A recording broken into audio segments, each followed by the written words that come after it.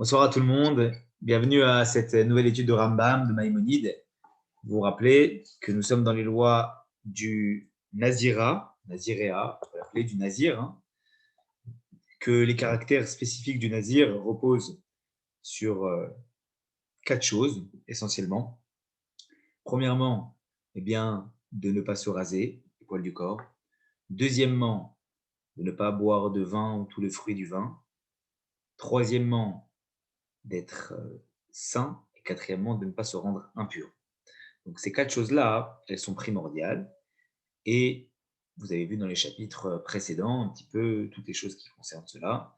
Je vous propose maintenant, dans ce chapitre, de regarder que se passe-t-il dans le cas où un nazir est nazir et qu'il a enfreint, volontairement ou involontairement, une des quatre choses qu'il n'aurait pas dû enfreindre.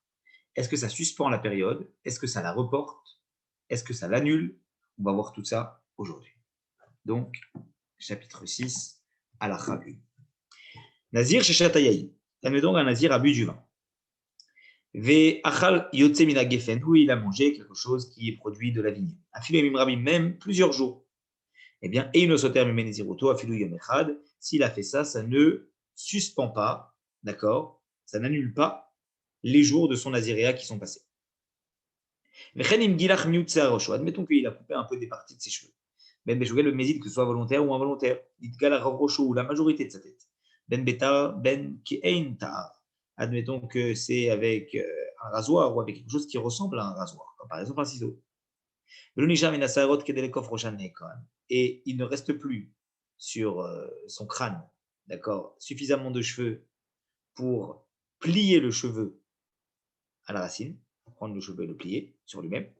Ben Bezan Ben Ishgaga, que ce soit volontaire ou involontaire, s'il a fait ça. Un fil ou Gilrou ou l'istime, même si c'est le nom des voleurs qui l'ont rasé de force, Boonès. Arrêté Soter Shloshimium, Hacheye l'opéra. Il suspend la période de Naziréa pendant 30 jours.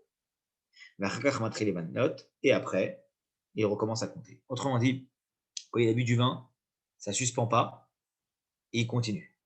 Il s'était engagé pour 30 jours, il continue. Si par contre, ce sont les cheveux qui ont été coupés et qu'il n'a plus rien sur le crâne, eh bien, qu'est-ce qu'il doit faire? Il doit attendre que 30 jours, le temps qu'il y ait des cheveux qui repoussent.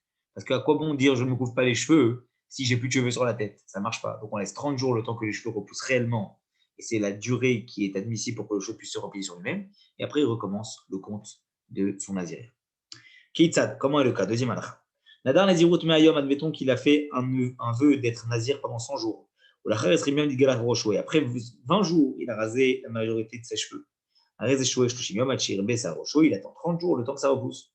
Et après ces 30 jours, eh ben, il compte 80, parce qu'il avait déjà compté 20 avant cette période-là.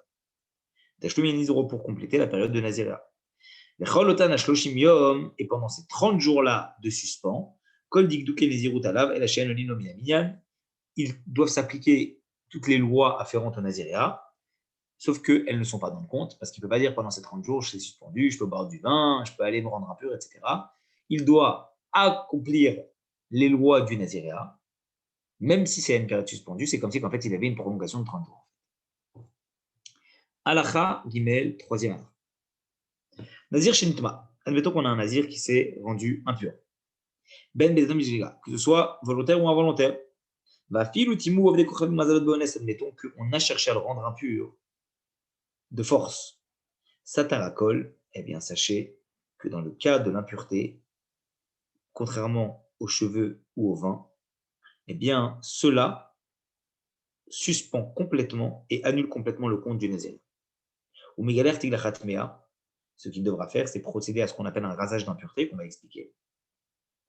Ou Mevi Korbanot Tuma, et il doit apporter des sacrifices d'impureté, parce qu'il s'est rendu impur. Ou Matrib Notiminizot, et il recommence depuis le début à compter les jours de son naziréa. Chez les Mains, les premiers jours sont suspendus, sont tombés. Et même si il est après un engagement de 80 jours, et c'est le 80e jour qu'il est rendu impur, sa taracole, c'est complètement suspendu, annulé, et il doit recommencer depuis le début. Donc vous voyez bien que dans les trois, je dirais les quatre, c'est surtout trois. Quatre, c'est le symbole positif d'être pur. Les trois autres, c'est des choses à ne pas transgresser. Et bien dans ces trois-là, tout en haut, c'est l'impureté. Ensuite, on a le cheveu, et tout en bas, on a le vin. et le fruit de la vie. Halacha Dalet, quatrième halacha. Nitma achar yom melot. Admettons qu'il est devenu impur un jour après le jour du terme de son compte. Shu yom mabat korbanot tahara. Finalement, le jour d'après, c'est le jour où il doit apporter le sacrifice. Parce qu'à la fin de la période de Nazira, on doit apporter un sacrifice de pureté. Donc c'est ce jour-là qu'il est rendu impur. Il a fini sa période, mais il est rendu impur avant d'avoir apporté le sacrifice de pureté. Il le nitma. Et finalement, s'il n'était pas devenu impur, Soter Shoshim Bilvad, il n'a que 30 jours à suspendre. Et qui t'a dit assez, alors comment il fait? Alors on explique.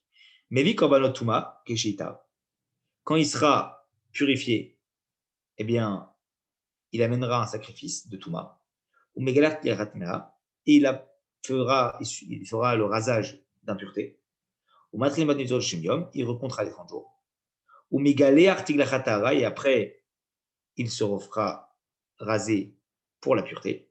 Mevi Korbanot Tara, il apportera les sacrifices de Tara. Et si par contre, il a été rendu impur après qu'on l'ait aspergé avec le sang d'un des sacrifices, et inosoter klum, ça ne suspend rien, il amènera les serres de sacrifice quand il sera rendu pur. Autrement dit, ce qu'on est en train de dire ici, c'est que si la période, elle s'est arrêtée, ça veut dire qu'il a déjà compté le compte, qui est le jour où il doit apporter, mais il doit apporter le sacrifice de pureté, il n'a pas encore apporté, sauf qu'il a été rendu impur. Alors il y a comme une période de suspension de 30 jours, sauf que d'abord, il fait comme si qu'il a été rendu impur maintenant, il fait le nécessaire, il se purifie, il apporte le sacrifice d'impureté, il apporte le rasage d'impureté, il compte 30 jours, parce que si c'était pendant la période, il aurait dû compter 30 jours, et après ces 30 jours-là, il apporte le sacrifice de pureté comme si qu'il avait terminé sa période. Donc c'est une période de plus de 30 jours qui est rajoutée. Si par contre, il a déjà apporté le sacrifice, et c'est au moment de l'aspersion, puisque le sacrifice est déjà apporté, il n'y a rien à compter de plus, il fait comme si qu'il était plus. Halacha Hei. Cinquième halacha. Nitma b'yom shel acharab. Si c'est le jour qui est après. Chez Yom Oshaou il gadel se'ar. Donc non seulement il a fini la période, mais il a déjà apporté le sacrifice. Et le cinquième jour, c'est le jour où il peut de nouveau, eh bien, les cheveux recommencent à pousser. Au Gilach Ramelot, où il s'est rasé, d'accord, après être arrivé à la fin de la période. Arizeino Soterklum, ça ne suspend rien, ça n'annule rien, ça ne contredit rien. Afalpi Shaden le Gilach, même si ce n'est pas encore rasé. Shari Shalman et Zurot Fron Shlalba. S'il a fini la période, on ne va pas dire que puisqu'il a fini la période et qu'il s'est rasé, alors à ce moment-là, c'est comme si qu'il avait enfreint la période. Si la période est finie, même s'il s'est rasé, c'est bon, pas de problème. D'accord? Donc la période est finie, il ne s'est pas encore rasé à la base, mais il s'est déjà rasé, donc il n'y a aucun problème. Alachava, sixième alach. Nitma bayom shenadar ou bashim. Admettons qu'il est devenu impur le jour où il a formulé le vœu qu'il va devenir un nazir. Donc ça, c'est au tout début de la période, ou le lendemain. Qu'est-ce qui se passe? Et inosoter, ça n'annule rien. Et la machlim alem achashabi korbano, il les complétera après avoir apporté son sacrifice d'impureté. Chez les marvaïm rishonim iplou, premier jour ils vont tomber, chez yush yom shlemiyim rishonim, c'est ce qu'il y aura les deux premiers jours. Les fichach imitma bishtiva, là, c'est-à-dire qu'on a connu, ça reporte. Donc, il a formulé un vœu, 3 jours sont passés, il a été rendu impur, il apporte son sacrifice de pureté à cause de l'impureté, et ensuite il recommence son compte depuis le début. Il n'y aura que 2 jours ou 3 jours qui auront été annulés. À la Chavav, à la Chassis, et à la Chazaïn, pardon. 7. Nadar ben Nazir, Voutamemet, admettons qu'il a fait le vœu de Naziréa, mais ce qu'il ne savait pas, c'était qu'il était impur d'un mort. Chala alam Nazirut, la Nazirut tombe sur lui. Vimnitma pa macheret au Shatayin ou Gilach, et s'il s'est re-rendu impur, alors sachant qu'il était déjà impur, où il a bu du vin, où il s'est rasé, lequel là on va lui donner la flagellation. Parce que tu es en connaissance de cause et malgré tout tu te rends grâce une seconde fois, là tu mérites les coups. Et s'il a maintenu l'état d'impureté plusieurs jours comme ça, eh bien on ne compte pas en compte tous les jours, d'accord, de Nazira qui passe, jusqu'à ce qu'il procède à la pureté, c'est la paracha de la semaine, il va être aspergé des cendres de la vache rousse, le troisième, le septième, Et après, le septième, il va se tremper. Une fois qu'il va se tremper, c'est bon. Il est de nouveau apte à pouvoir recompter le compte du Nazira. D'accord? Alacha, et Abashvi, Shelo, Olelo, Mineminan, Nezerut, Shelazé. Et le septième jour, le jour où il est purifié, il est aspergé la deuxième fois et purifié, c'est le jour où il recommence à compter. Donc le septième jour, c'est déjà le premier jour du Nazira. Shenadar Veutame. Mimiyan, Nazirut Lazé, Shenadar Veutame, du compte où il a commencé le Naziréa alors qu'il était impur. Avant Nazir Taor, Shenitma, mais si on parle d'un Nazir qui est pur quand il prend la décision et il s'est rendu impur, et une matri c'est simplement à partir du huitième jour qu'il commence à compter. D'accord? Donc, si tu prends la décision d'être nazir alors que tu es impur, c'est dès le septième jour après ta purification que tu commences à compter.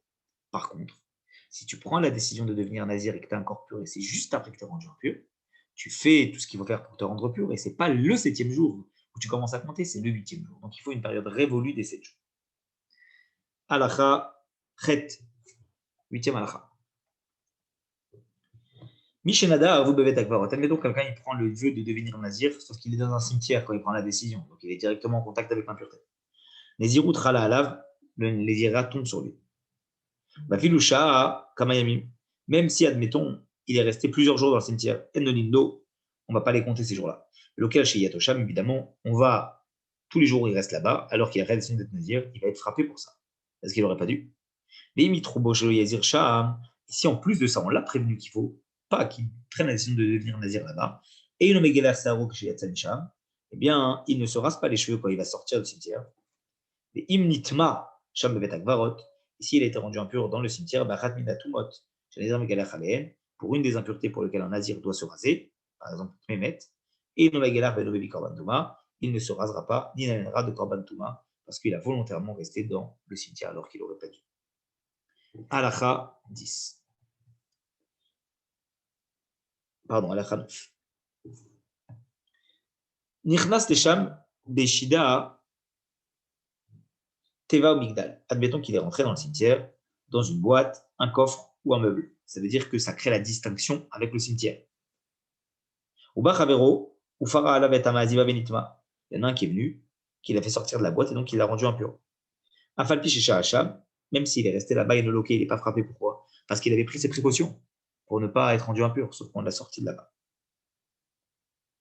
Avalmaki, le Tomakat Mardoutim Shaham, malgré tout, s'il est resté, c'est quand même pas normal. Et on va lui donner Makat Mardout, c'est-à-dire les coups qui viennent eh bien, des Rabbanim, les Rabbanan, que les Rabbanan instaurent. Parce qu'il n'aurait pas dû rester là. Alacha 10. Il est sorti du cimetière, il est resté plusieurs jours en dehors, et après il est revenu, il est rentré. Les jours qui passent dans le cimetière, il ne rentre pas dans le compte. Il est sorti du cimetière, il s'est purifié, il s'est rendu pur, il a commencé à compter les jours de son naziréa, et pendant cette période, il re-rentre. Chez Mana, Olindo, les comptes, les jours d'avant où il a compté, ils valent. Et même s'il rentre le huitième jour, même le septième, il rentre dans le compte, parce qu'il avait commencé à compter en tant que pur. Et s'il s'est rendu impur après qu'il soit rentré par une des impuretés chez un nazir Megalachanen, pour lesquelles un nazir doit se raser la tête, Mevi Korban Touma, il doit amener le Korban, le sacrifice de Touma, et cela va annuler les jours qui sont précédents, et il va après se raser comme parce qu'il a été rendu impur. Tout ça pourquoi? Parce qu'il a été rendu impur par une des impuretés. Il y a rentrer dans un cimetière et devoir se purifier, et avoir été en contact directement avec une impureté. Quand tu es en contact directement avec une impureté, ça fait sauter les jours. Mais si tu es juste rentré dans un cimetière, ça ne fait pas sauter les jours. C'est pour ça qu'il y a une distinction entre les deux. Alacha Yudalef. Tout à l'heure, on parle de rasage d'impureté. C'est quoi le rasage de l'impureté? On va expliquer. Alacha Yudalef. Tigrachatouma Ketsadi, c'est comment le rasage de l'impureté? Un nazir, le nazir qui a été rendu impur par une des impuretés pour lesquelles il doit se raser, il doit se faire asperger par les cendres de troisième, par les eaux avec les cendres, le troisième et le septième jour, ou Megaler Sav Rosho Bashvi, le septième jour, il va se raser la tête, Tobel Bashvi, Acharazaya, le septième jour, après avoir été aspergé, il va se tremper, comme chaque impur d'un mort. La paracha de la semaine, ou Marif Shimsho, et quand le soleil se couche, à la fin du septième jour, Mevi Korbanota Bashmini, ce sera donc le huitième jour, il amènera les sacrifices le huitième jour. C'est quoi les sacrifices? Deux tourterelles ou deux colombes. Un pour le sacrifice de là pour Dieu, un pour la faute d'avoir été rendu impur, même si c'est involontaire. Et un keves, c'est-à-dire un mouton qui est âgé d'un an en tant que sacrifice hacham. Mais ce terre cela vient annuler tous les jours qui étaient avant, et c'est à partir de là qu'il recommence à compter son nazir, puisqu'on a dit que quand il est rendu impur, ça, par l'impureté de Tmemet, l'impureté d'un mort, annule les jours qui étaient avant.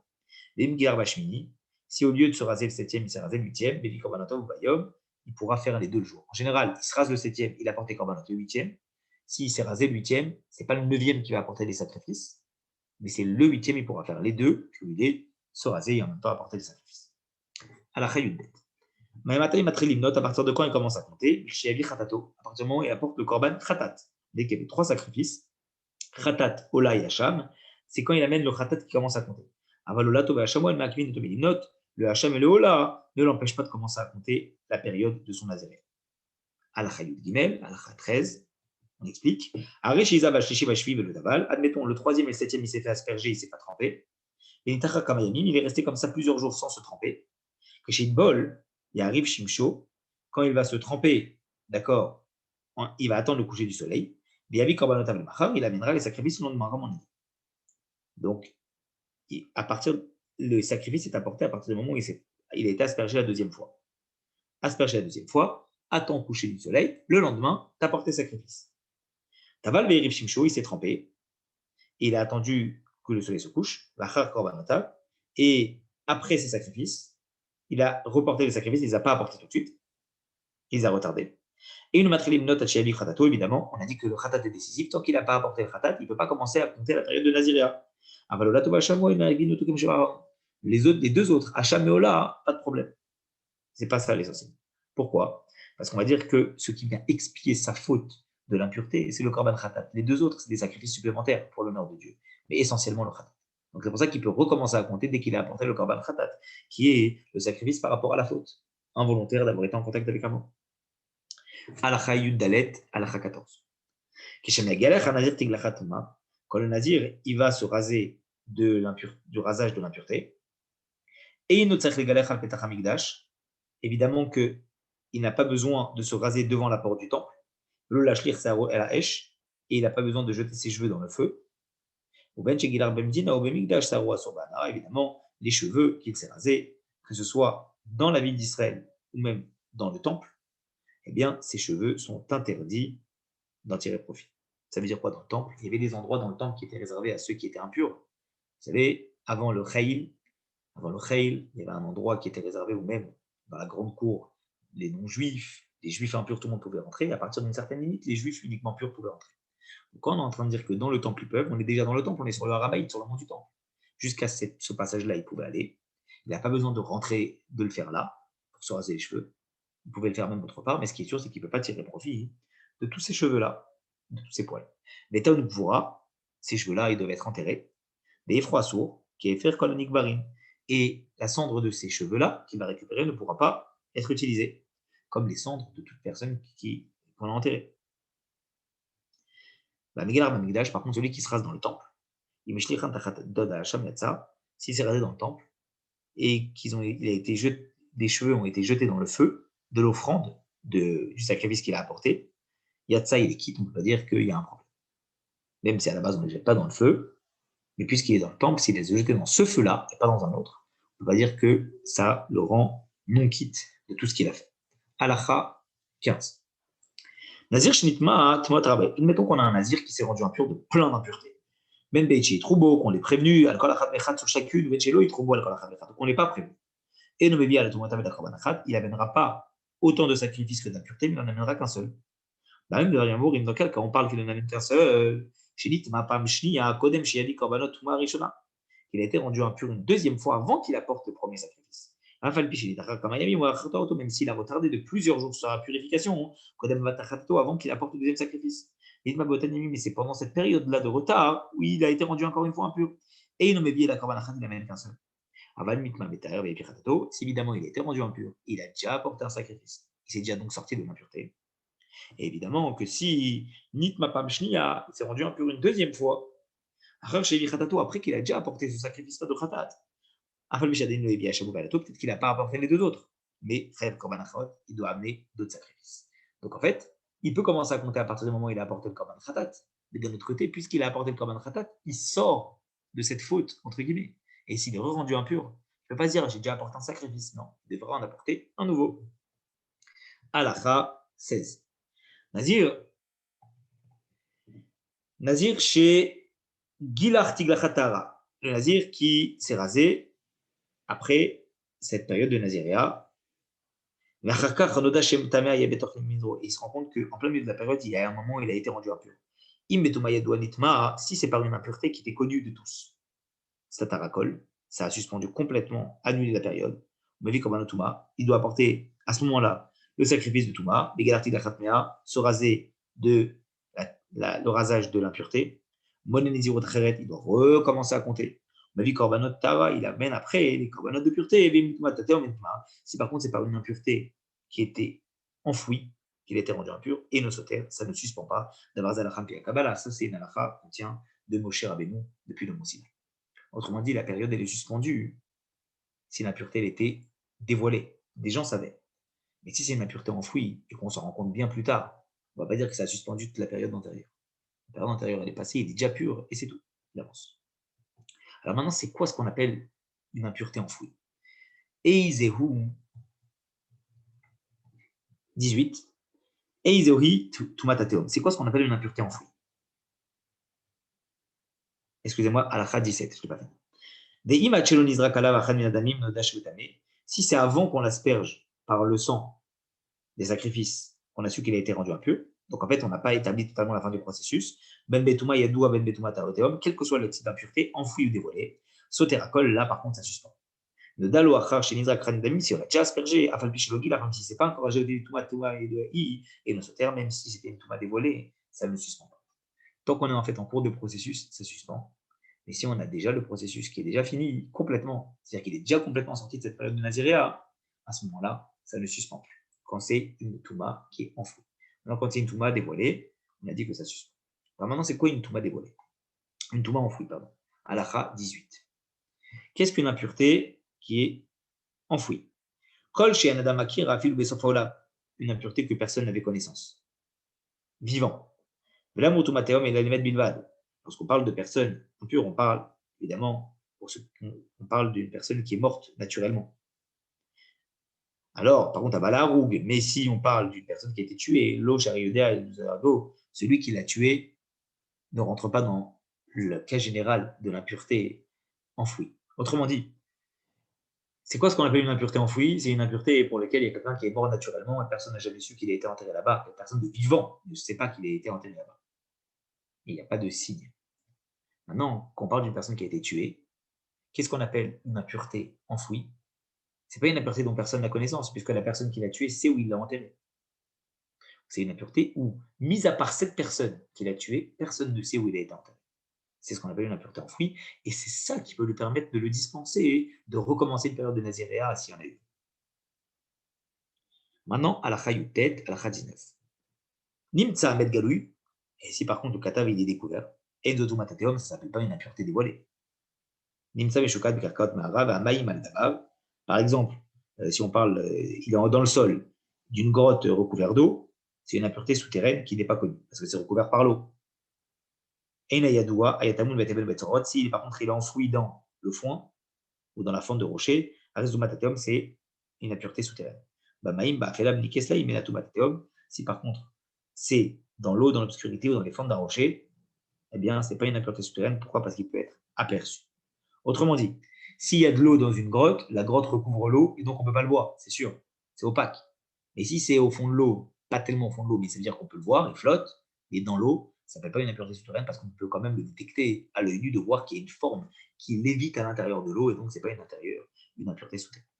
Alors, dernière halakha de chapitre, Nazir Shenitma Bemet, un Nazir qui est devenu impur à cause d'un cadavre. Mais Yarad Vetaval Mara, il est descendu, il s'est trempé dans une grotte. Lévi Korbanotuma, il a amené des sacrifices d'impureté. Ouman Nazirut, il a compté le Nézio. Et Gilar Tiglachatara, il s'est purifié après.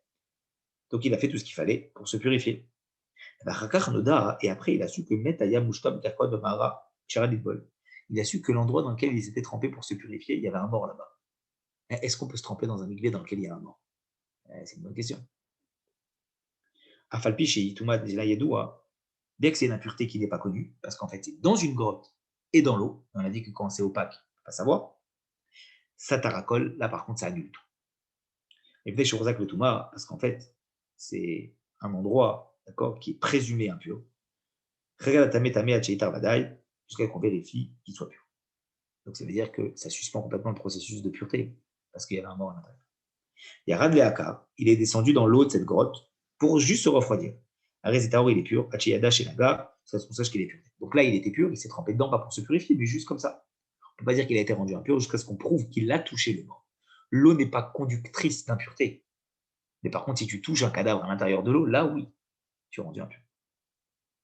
Nimtsa metsa falpenamaïm, si le cadavre est flotté sur l'eau, évidemment qu'on considère qu'a priori il est présumé impur. Parce qu'on présume que si le cadavre flotte, il a été en contact avec lui. Puisqu'il a été en contact avec lui, alors il est rendu. Voilà, on a respecté en plus le timing ici aussi, 21h30 pour ce chapitre. Est-ce qu'il y a des questions? Oui, Rabbi, est-ce que vous pouvez nous expliquer le fait de devenir impur avec l'aspersion du sang? Dans le processus de la... Alors d'accord. Vous me demandez dans le processus de la... Le corban, quand le nazir il avait fini sa période d'impureté, il devait apporter 3 sacrifices. Un sacrifice Hachab, un sacrifice Ratat et un sacrifice Ola. Dans ces sacrifices-là, on prenait le sang de ces sacrifices et on l'aspergeait. Une fois qu'on l'avait aspergé avec le sang de ces sacrifices-là, c'est là que réellement on mettait fin totale à la période de Naziréa. Maintenant, si on ne l'a pas encore aspergé, mais qu'il a déjà apporté le sacrifice de Khatat, on peut considérer que la période de Naziréa, elle est terminée. Et que ça va pas, il ne doit pas recommencer depuis le début s'il a été rendu impur. À l'inverse, s'il n'a pas encore apporté le Korban Khatat, la période de Naziréa n'est pas terminée. Et à ce moment-là, s'il a été rendu impur avant d'apporter le Korban Khatat, eh bien, il est considéré comme en plein milieu de la période, il doit reprendre depuis le début. D'accord. Est-ce qu'il y a d'autres questions? Par curiosité, est-ce qu'on a connaissance de tzadikim qui aurait fait un vœu de nazir? Plein. Déjà Shimshon, Samson, on connaissait l'histoire de Samson, qui était le nazir reconnu par la Torah. Et à part ça, même dans des périodes plus récentes, peut-être pas les périodes du temple, et donc plus compliquées, on a eu des tzadikim qui ont pris sur eux de devenir des nazirs. L'exemple que j'ai en tête, c'est le Ragachover. Le Ragachover, c'est le rabbin qui a donné le diplôme de Rav au Rabbi. Vous imaginez la pointure dont on est en train de parler. Et lui, quand vous voyez les photos du Ragachover, vous voyez qu'il a les cheveux longs, parce que c'était un nazir. Et il a pris sur lui cette forme de naziréen. Ça lui apporte quelque chose de différent? Être nazir, c'est se sanctifier. La raison pour laquelle une personne décide de devenir nazir, c'est parce qu'elle veut devenir totalement sainte, un peu comme une personne qui se sépare de toute forme de matière qui pourrait l'enivrer, c'est le cas de le dire. Donc c'est une forme de pureté qu'il veut prendre sur lui, et ça a été le cas de certains de ses équipes, en l'occurrence le Ragachover. Parfait, merci Rav. Est-ce qu'il y a d'autres questions? Très bien les amis, alors je vous souhaite une très très très bonne soirée, Shabbat Shalom, des bonnes nouvelles à tout le monde. Shabbat Shalom, Rav. Et on se voit bientôt pour d'autres shiurim, Bezrat Hashem. Merci. Avec plaisir.